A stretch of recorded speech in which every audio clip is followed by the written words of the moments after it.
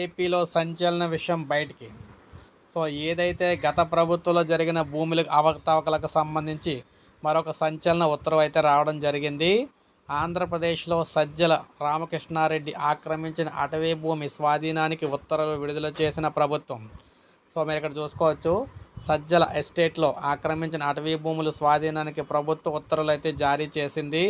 కడప జిల్లా సీకే దిన్నె మండలంలో సజ్జల ఎస్టేట్లో ఆక్రమించిన 55 ఎకరాల అటవీ భూమిని అధికారులు అయితే స్వాధీనం చేసుకున్నారు.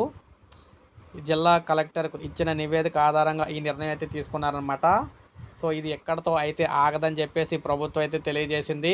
రాష్ట్ర వ్యాప్తంగా ఏదైతే అక్రమంగా నాయకులు కావచ్చు, ఎవరైనా సరే కావచ్చు, ఎవరైతే అక్రమంగా భూములకు సంబంధించి స్వాధీనాలు చేసుకున్నారో అంటే ఆక్రమించారో వారందరి దగ్గర కూడా భూములు అయితే లాక్కోవడం అంటే తీసుకోవడం అయితే జరుగుతుందని చెప్పేసి స్వాధీనం చేసుకోవడం జరుగుతుందని ప్రభుత్వం చెప్తుంది.